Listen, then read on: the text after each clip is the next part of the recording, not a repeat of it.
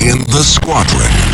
They called him Bullets, but we call him Greg Kelly. Greg Kelly is on the air on the Red Apple Podcast Network. Here we are. Once again, I think that this show had a major impact on world affairs. Very interesting conversation we had here on this program with Brett Eagleson. Brett Eagleson's a great guy. He lost his dad, Bruce, in the 9/11 attacks. And Brett was only 15 years old when his dad died. And, it was a horrible, horrible day. And, we're still living with the aftermath. But he's been beating the drum about this for a long time. Saudi Arabia has all kinds of documents and knowledge about those hijackers. They were tracking them. They were talking to them before the 9/11 attacks. 19 or 18 of them came from Saudi Arabia. And bin Laden himself was really upset with Saudi Arabia. It's one of the reasons why he got so mad about America. America had bases in Saudi Arabia. It kind of radicalized him. So mad, so mad. Anyway, Saudi Arabia had pretty close tabs on Al-Qaeda, bin Laden, and those hijackers. What did they know and when did they know it? And why was there a Saudi intelligence official coming to the United States and filming creepy videos in front of the United States Capitol, saying all kinds of ugly things, that this is where the snakes meet and this is where they will die? He made a video like this in 1999. The man who did that video is still alive in Saudi Arabia, still works for Saudi Arabia. So, the FBI knows stuff too. There are a lot of people who know stuff about 9/11.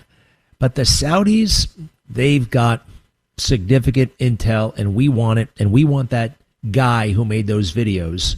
What the hell was he thinking? What was he doing? Why was he meeting and having meals with the 9/11 hijackers in England in the months and years ahead of the 9/11 attacks? So Brett Eagleson comes on the show. I've had him on a bunch. I really like the guy. And he has an organization, by the way, 911justice.org, 911justice.org. And he recognizes, when I'm not saying the Saudi Arabia is an enemy of America. It's not, actually. It's a friend of America's. And we do a lot of good things together. Granted, they don't live the way we live. They've got some interesting and different customs. But, we don't live in an ethnocentric world, right? This works for us. That seems to work for them. And I'm not saying that MBS, what's that guy's name? Mohammed bin Saud, the head prince over there, the guy who's like worth $1 gazillion. He's running the show right now. He's a reasonable guy behind the scenes. And we entered into this we're going to have a nuclear agreement with them. We're going to help them develop peaceful nuclear energy. Well, that really set off my buddy there, Brett Eagleson, and he made the rounds yesterday saying, wait a second. How can we have a nuclear deal with Saudi Arabia if Saudi Arabia isn't doing the basics on this 9/11 stuff that we've been talking about for a long time?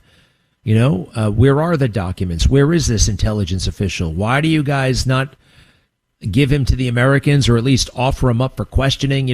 There's a lot of unfinished business regarding 9/11 that we got that needs to be settled. And it would be great if it were settled before the 9/11 anniversary, which is coming here very, very soon. I think that's it's a pretty reasonable, decent request. And I know that President Trump is a reasonable and decent man. More than that, he's awesome. He's awesome in every way. And nobody knows 9/11 like he knows 9/11. He was there. A lot of his people were there. He was deeply affected and moved. We all were, but, President Trump had the resources to put people down there, to put money, and kind of change his way of, a little bit change his way of thinking. I think he got a little bit smarter about foreign policy. He was one of the few people in the country who said, you know what, maybe we don't have to go into Iraq. What is this all about? A lot of other people were just jumping on that bandwagon. So all this to say that last night, actually early this morning, President Trump put out a Truth Social. And the Truth Social says that Saudi Arabia must join the Abraham Accords and recognize Israel and do all these things before they get any nukes, before we help them with their nuclear. And I got a bunch of text messages yesterday saying this is because of that. This is because of the interviews you've been doing with Brett Eagleson. And not me, really. It's Brett. Brett makes such a great case. He's so articulate. He's so knowledgeable. And he talks about this and why, we've got some things to clear up with Saudi Arabia before we should move forward on this deal. So President Trump comes out after the deal has been settled. The energy secretary said it. President Trump, everybody's shaking hands. We have a deal. But all of a sudden, this thing comes in. Wait a second. We don't have a deal unless they join the Abraham Accords. Now, what do the Abraham Accords have to do with 9/11? Officially, nothing. Unofficially, everything. So if President Trump were to come out right now and say, we're not doing this deal until they give us that man who made those creepy videos in front of the Capitol. What the hell was that all about? He doesn't want to talk about 9/11 with the Saudis because that would be impolitique. All right? It's a complex world. We got a war going on with Iran right now. We need all the friends we can get, and we don't want to antagonize people unnecessarily, right? So that's the official public reason for slowing down this nuclear. And behind the scenes, we're going to get that guy. We're going to get the documents. We're going to get everything that Brett and his friends and those who want justice for the 9/11 victims. I don't like calling them victims, actually. The 9/11 heroes. The 9/11 heroes. Those who were killed on 9/11. And those who were grievously injured on 9/11. Everything changed. Everything changed. I have a feeling he's going to get what he's been asking for. That is, look, I've been watching this for a long time, and kind of can. So, there's always another little. You got to read between the lines, and I think we're onto something here. And I am very, very happy that, that at least there's a speed bump, and I think there's more at work. What do you think, huh? What do you think? It wouldn't be the first time that this show has had an impact on national affairs. Some of the things we've been talking about with January 6th, I'm so proud of the work we did on January 6th. Some people say, what's your favorite story? What are you most proud of? And I will have to say, it's the work that we did on January 6th.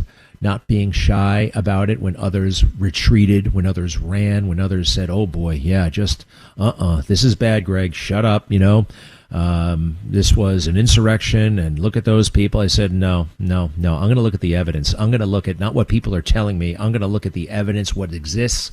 I'm also going to factor in what was happening at the time. I'm not going to shut my mouth because, they're police officers. I took one look at Fanone and Dunn and Gunnell and Hodges. I knew they were fakes.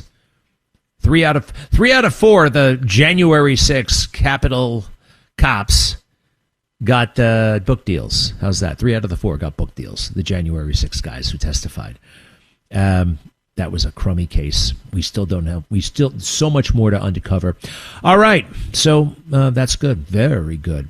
Hey, the other thing, Mamdani is always in the news now. All right, he knows how to make news, not by doing a better job for you and me and for New York. Right, doing the nuts and bolts stuff you got to do to be mayor, making sure transportation is good, making sure housing is good, making sure the streets, no potholes, making sure you take care of the cops, making sure you empower them, making sure they have all the stuff they need. That takes work, and the payoff for that work isn't immediate. Right, it's like long-term stuff. You get on social media and start accusing Israel of Gaza.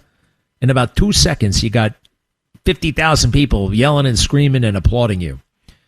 Anti-Semitism and anti-Jewishness is a real thing. It's a real thing, and that man exudes it. The words he used for Netanyahu, the headline was, okay, he understands he can't arrest him. To me, he always knew that. There was no way we were going to let Netanyahu, this punk, put handcuffs on that global hero? No way. Ever. You think the Israeli security would ever let that punk get anywhere near Netanyahu? Maybe for the photo op, he could come by and serve a warrant, drop off a letter at his hotel. He couldn't even get into the hotel, Mamdani. For a lot of reasons, he shouldn't be allowed into that hotel.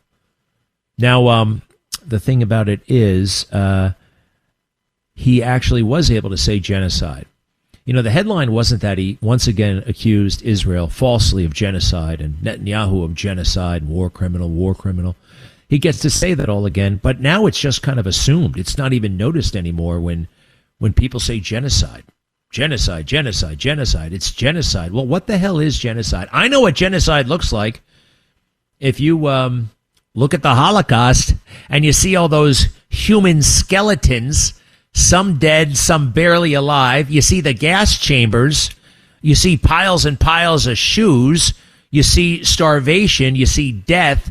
You see American soldiers liberating Dachau and seeing it and documenting it and becoming sick. Eisenhower, they couldn't believe what they were seeing. It's unambiguous. It is in man's inhumanity to man. No doubt about it. Genocide. Trying to wipe out an entire race, religion, creed. Then I go to Gaza. I look at what's happening in Gaza, and they're always telling me it's a genocide, it's a genocide, it's a genocide. Well, if it's a genocide, why are there so many fat people over there? Why are there so many fat people in Gaza? Sorry to be so blunt, so crude. I decided, you know what? I hear this word so much, they don't even know what it means. And I had to go back, and all these UN videos about all the starvation that's happening over there, they are laughable. They are like Saturday Night Live skits. I'm telling you, it's a great big fraud. Now, I've known that for a while, but another switch was flipped when Mamdani kept on talking about genocide and accusing Netanyahu of war crimes. You know who does war crimes? Hamas, the radicalized Palestinians. It's very common throughout Gaza, the West Bank. They go after women and children. That's who they target on purpose. For Israel, it's collateral damage. We don't want that to happen. Suicide bombings on buses. And you know what's even more disgusting and tragic in a way? Maybe not more. I don't know. But it really is horrific. It'll give you nightmares. I suggest you don't go to these websites, but there are websites out there where you can see Hamas doing their dirty work. You can see them cutting off heads. You can see all this stuff. But even worse than that is who they're getting to do it. Children, little kids, recruiting little kids to join Hamas, exposing them to the violence, the rhetoric, the propaganda. Having a little kid run around with a head cut off. I saw a video of a little kid, couldn't have been 10 years old. I'd say he was about 9. Executing people, bullet to the head. Now, Golda Meir, the late great leader of Israel, once said something very, very profound about children and war. She said, one day, maybe we can forgive them for killing our children, but we can never forgive them for making us kill theirs. It's very interesting. At first, I didn't quite understand it, but in war, there will be, and it's certainly in a place like Gaza, so it's so tight, right? There's going to be collateral damage. That's one of the, it happens when we go to war, it happens when superpowers go to war, it happens when any country goes to war. There's going to be the innocent loss of life. Anyway, back to the starvation. There's no starvation. I saw it. I saw the most beautiful 3-year-old kid, the most beautiful, cute 3-year-old kid over there in Gaza getting food for her family, little girl.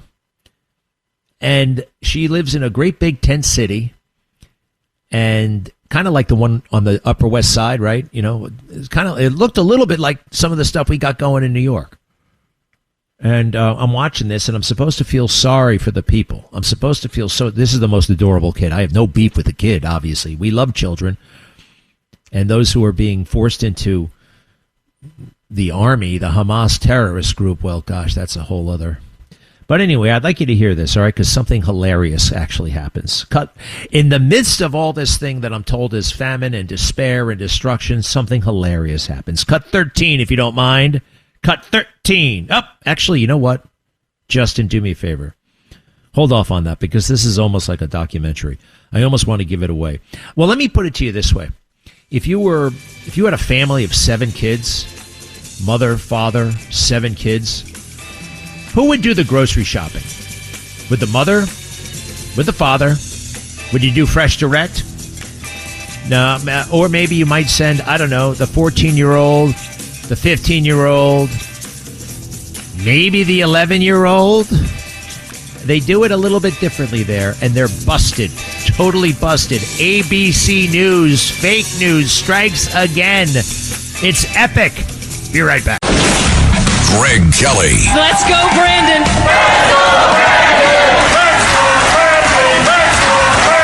On the Red Apple Podcast Network. Greg Kelly. On the Red Apple Podcast Network. Yes, the newest member of the WABC family, Michael Cohen. Not without some controversy, of course. Good kind of controversy.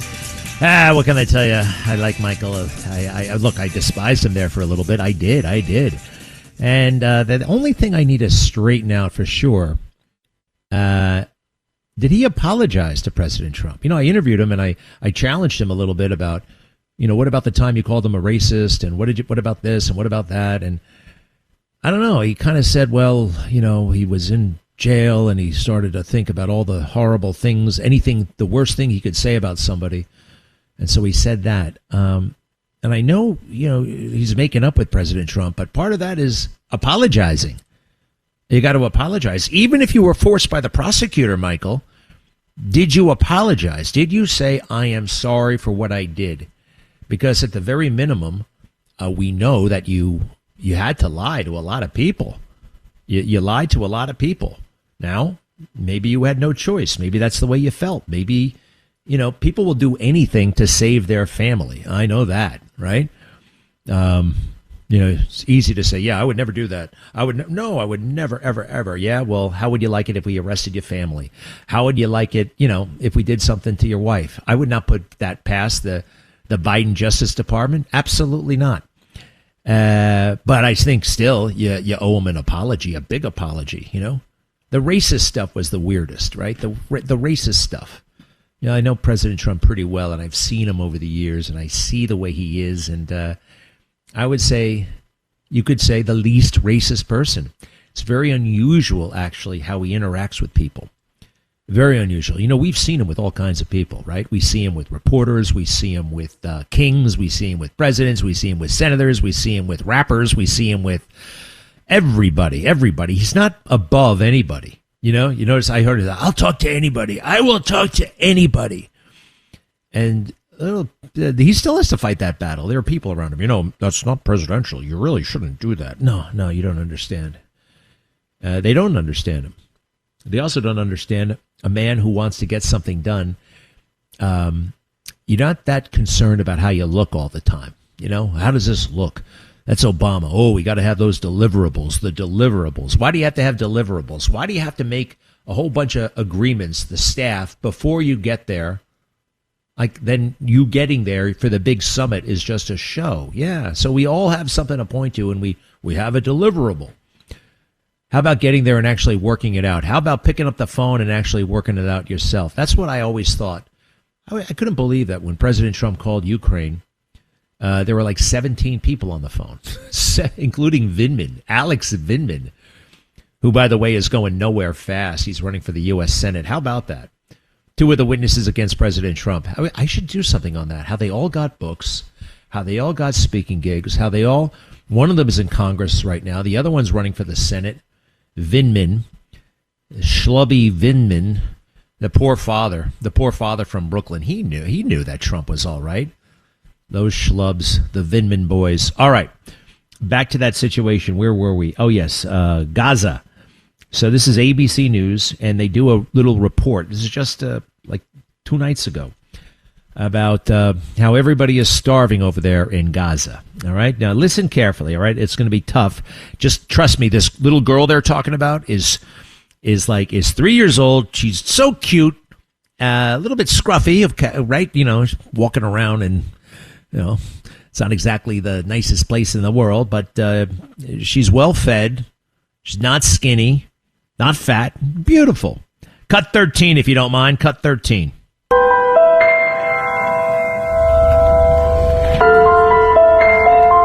Very poignant. Armed with a pot the size of her head, 3-year-old Wad Qasim walks a now familiar route along the melee of makeshift tents where she's been living for the past 2 years to get food for her family. هاي اللي براس الزغير يروح على المية تيجي مثلا التكية بابا اجت التكية بتيجي تاخذ الطنجرة وتجري. Wad, standing tall with her pot, waits among the chaos of the crowd, while other members of her family go to other sites to increase their chances of getting food. Growing impatient by each minute, she stares into the pot, the reflection of the sun briefly blinding her eyes. This Stop for a still second. common in Gaza. Stop. She's got a great big pot. She's cute as so cute, right? And she's waiting for food. They're making it sound like there's total, complete chaos there. I mean, they're loud, but there's not. She's at the head of the line. She's right there at the table. Granted, she's short, but you can see her there. And they're pretending like this is a riot. It's not. She's just she is getting a little bit ignored. Imagine being at a McDonald's like in the afternoon. It's not that crowded. It's, just like there are people there, but it's not that crowded. And there's a 3-year-old kid at the counter, right? There's a 3-year-old kid at the counter with a great big pot. Everybody else has a pot too. Keep going. Months after the US brokered a ceasefire. لا الحياة يا أخي ما تحسنت بعد وقف إطلاق النار. Wad's family among the 1.6 million people in Gaza who rely on food handouts like these, according to the UN. On this day, no member of the family was able to get food. Wad becomes lost in the crowd despite her efforts. Our producer intervenes on the ground, and a worker, out of compassion, gave food to Wad. Stop. Okay, a worker, out of compassion. How about she's got a pot like everybody else, you give her food. I mean, like everybody's getting food. It's not crowded. It's not nearly, it's just it's busy. It's busy. And she's the only 3-year-old kid with a pot, by the way. Everybody else is an adult. All right? They sent a 3-year-old kid downtown to get food for the family. Anyway, she's got a nice big bowl of pot full of stew. Go to the next, keep going, please. She successfully secured a meal for her family, bringing back home a pot full of stew to her relatives. 12 of them live here in this tent. Stop. Life can. Okay, so she goes in with the pot, and she sits down next to somebody who appears to be her mother, who's about 40 years old and plump, and her sisters or somebody. One appears to be teenager, I'd say 15, the other's 12, okay? But they sent and they're sitting down, like just chillaxing, and then the 3-year-old comes in with the pot of food. You get what I'm saying here? Like, why in the world would you send a 3-year-old to get food when you got, how many relatives did he say? 12 people. 12 in the house. It's a stunt. It is fake news. It is propaganda, whatever you want to call it. Nobody in the world sends a 3-year-old kid down to the war zone to get food when you got big brothers and sisters all over the place, 12 of them. What a farce. ABC News. And you know who does this show? It's that Lindsay Davis, who's like the it girl at ABC. She is the it girl. I don't know why, but boy, do they she everywhere over there. I thought that was pretty hilarious. You got to see it. I'm going to make a video about it later. The 3-year-old goes with a pot of food. And then, who remembers UNICEF when you were a kid? The UNICEF boxes. Right? Little orange boxes. I use those for the kids. Orange boxes from the UN. We'd raise money when we were Halloweening, when we were trick-or-treating, Halloweening. So the UNICEF is down there. UNICEF. Again, they're trying to tell me how hungry everybody is. I'm sorry, but I'm using my own eyes here. Everybody is nourished. You would never look and say, oh, wow, what's going on there? All those malnourished people, all those skinny people. No. Middle Eastern men, you hear all the time, American men are the fattest in the world, or American people. That's not true, actually. Pakistan has the biggest people in the world. Pakistan does. Partly it's because of all that pita bread they're always eating. Okay? Now listen to this guy, the spokesman for the World Food from UNICEF. Cut 12, if you don't mind. Cut 12. We've been going around the market for a bit now and asking about the prices and how people are coping with the situation. As you could see, some items are in the market. The ceasefire had given a glimpse of hope of access to aid and commercial goods. But unfortunately, we're still far from what is needed. The problem is the prices. The prices are really high for anyone to get food for their families. Stop! Welcome to the world. Grocery prices are up all over the place. Okay, but there it's an atrocity. There it's a war crime. Give me a break. I'm sorry. And by the way, the produce looked fine. When I see these images and these tales of woe, which really don't look to be tales of woe, they look to be manufactured and fake. I think back to October 7th, and I think back to the young women they were throwing into the back of pickup trucks so they can bring them to the tunnels and rape them. That's what I think about, right? And the yelling and the screaming. I can't have much sympathy, especially when, really it's fake. It's not a genocide when they're dropping food into the war zone the day after the war starts. They were doing that. Israel was doing that. They didn't just let it for the UN. Israel was dropping food for their enemies in Gaza. How about that one? All this concern about the children who are hungry. What about the children they killed on October 7th? What about the children they forced to become terrorists? I don't want anybody to be hungry. And from what I can see in this footage, it's a bunch of crap. They're getting the food. May not be pretty, may not be deluxe, but I see no evidence, zero, of anyone malnourished. Sorry. I know what that looks like, and you know what that looks like. Common sense. Very evil. I think Zoran Mamdani is a very evil guy, actually. Very, very evil. They say he's going to run for the U.S. Senate against Chuck Schumer. We'll see about that one. We'll see. Chuck's days are up. Chuck's days are numbered. We'll see. We'll see.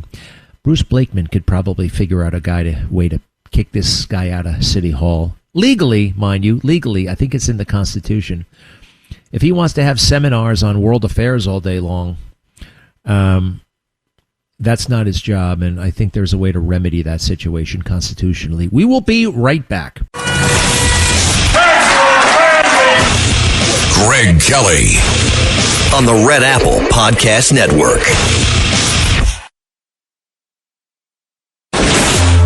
Greg Kelly, entertaining and informative on the Red Apple Podcast Network. This is, I think the news is getting a little bit tired of Iran or something like that. They're trying to play up what looks like to me a pretty straightforward shooting. Shooting is not necessarily, it's not always pretty, right? When the cops have to shoot somebody. It's really not pretty when a maniac with a knife starts lunging at people. I used to be kind of, I didn't worry about knives as much as I worried about guns. Bad guys having guns. I think the knife is even weirdly scarier, I don't know. There's something about a knife, and a lot of people are walking around with knives. So this maniac, I think it's in Madison, Wisconsin. Is that where? He's running all over the place with a big knife, scaring people. Cops show up. He jumps on his bike, falls off his bike. The cops come around him. He still has the knife, and he's cutting them and stuff like that. Now, we can't see everything, and people are insisting that this is somehow a bad shooting.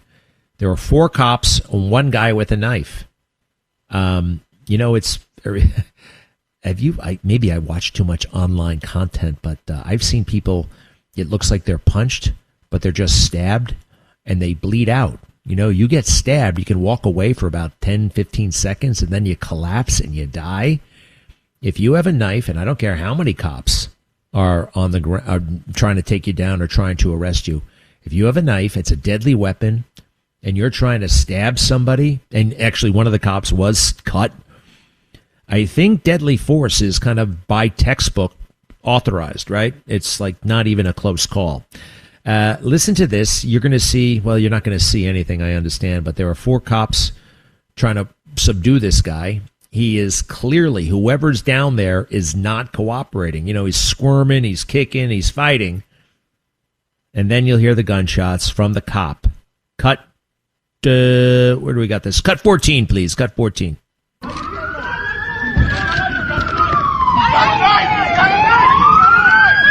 Got a knife.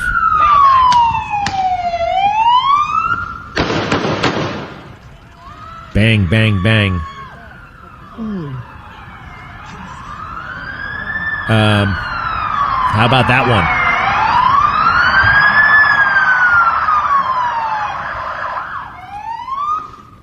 That's it. All day long I hear about how horrible this is. I mean, I don't want anybody to be shot. I also don't want cops to be killed with a knife, and that could have happened here. It's all over the place. They're trying to turn this into George Floyd Part 2. Hey, how is that going, by the way, with Derek Chauvin still in jail? This is another thing shocking that everybody fell for, the George Floyd fiasco. Derek Chauvin is innocent, did not murder that man, did not kill that man. He had enough drugs in him to kill an elephant. He was using an authorized maneuver, the maximum restraint technique, or I think actually it was called the minimum restraint technique, the MRT. It's actually in the Minneapolis Police Patrol Guide. They lied like hell about it. Chief of police lied. The training officer lied. It's wild how you can get away with lying on national television. There's so many people who could fact check you. I'm not talking about Snopes or CNN or any of those phony fact checkers, but the real fact checkers. Let's see here. We got another police shooting, Meriden, Connecticut. Do we want to? Let's see if we can find out anyone from this one. This is body camera, right? Cut 15, if you don't mind. Cut 15. Shoot him! Shoot him! Oh, yeah. Oh, yeah. He's missing. Okay, they finally shot him. So what happened was a guy was beating his father to death with a baseball bat. I mean, it was terrible. You're a cop. You arrive at the scene. You have to assess everything first. You have to figure out what's going on, what's happening here. And that takes a moment, right? You just don't come blasting. Gosh, cops, damned if you do, damned if you don't. So the guy goes there and, okay, this man is killing this other individual, so he starts shooting. And you can hear the witnesses are getting impatient. They're urging the cop to shoot. They're across the street shooting through a window with their phone, filming. One more time on that one. Cut 15. Shoot him! Shoot him! Oh, he's missing. He's missing. Yeah.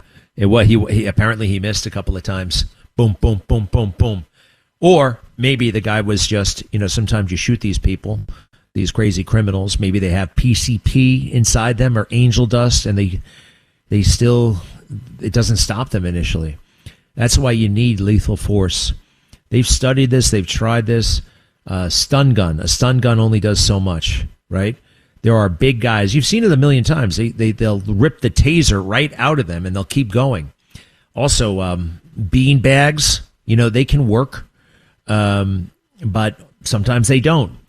These high-powered pellets, they work on a lot of people. You might even say most people. But what about the people they don't work on? So you need, right there, we had fatal force, actual bullets, and it didn't seem to stop the guy who was wailing on somebody with a baseball bat. Man, it's dangerous out there. It's getting more dangerous, by the way, with all the weed, with all the dope that's being smoked.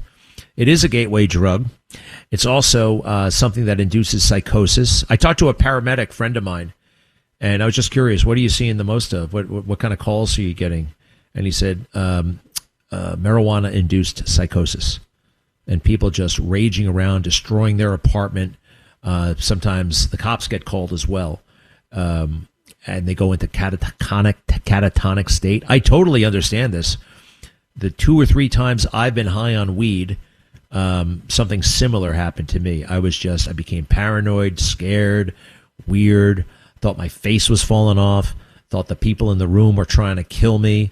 The last time I did this was about 15, 16 years ago. Before that, it was about 10 years prior to that. And before that, I was in college 3 or 4 times in my life. Terrible stuff. And now that people they can eat it. They can eat it. You know how easy it is to overdose on edibles? Gummy bears, they taste great. One of those things. That's another problem. We legalized this stuff overnight. It's one thing that I'm a little bit upset with President Trump over. I wish I could have gotten to him. Look, I got a couple of things that I'm really passionately pursuing. And the marijuana kind of happened without me paying attention. Marijuana is bad news. And other countries with their act together don't do it. Our enemies, our adversaries, our competitors. You start smoking weed in China, you start smoking weed in Russia, watch what happens. They send you to the gulag. I'm not saying we should do that here. But if we want to have a sharp, on-the-ball workforce, we're already falling behind with all the stupid distractions and now the weed and the booze. I'm told that people are drinking less, though. Have you heard that one? 800-848-9222, 800-848-9222. Also, the worst speech in the world, Tom Tillis. I gave him some unwelcome attention. Tom Tillis, senator from North Carolina, the Republican, outgoing, made a fool out of himself with that whiteboard. Also, I'm sorry, I've done a little bit more investigating, and Pete Hegseth has blown it again. Remember when Tom Cruise buzzed the tower in Top Gun, and he got chewed out by the CO, Tom Skerritt? Because Tom Cruise was a bit of a jerk. He realized that himself by the end of the movie. Like, man, I've been all stupid about this. Tom Skerritt's chewing him out. Can you imagine if the Secretary of Defense walked in the door and started chewing out Tom Skerritt? Right? That's what Pete Hegseth is doing. Micromanaging the military to avoid the larger strategic issues that he's not very good at and to curry favor with voters. MAGA base, whatever you want to call it. I love MAGA, but he's playing to a portion of MAGA that I don't know if it is MAGA. It's kind of that woke right we've been talking about. Those George Kent type characters. Stay the hell out of it, Pete. Be right back. Oh, I also learned this. Between him and his buddy there, his spokesman, they've run for office 4 times. 4 times unsuccessfully. You think he has something else on his mind other than the fighting men and women in uniform? Absolutely. Be right back. Thanks for listening to The Greg Kelly Show. You can hear The Greg Kelly Show weekdays at 12:15 on 77 WABC. If you like the podcast, share it with your friends and listen anytime at WABCRadio.com and download the WABC Radio app. Hit that subscribe button on all major podcast platforms. Plus, follow WABC on social on Instagram, TikTok, Facebook, and X. See you next time for a new episode so you never have to wonder. What the heck is going on here?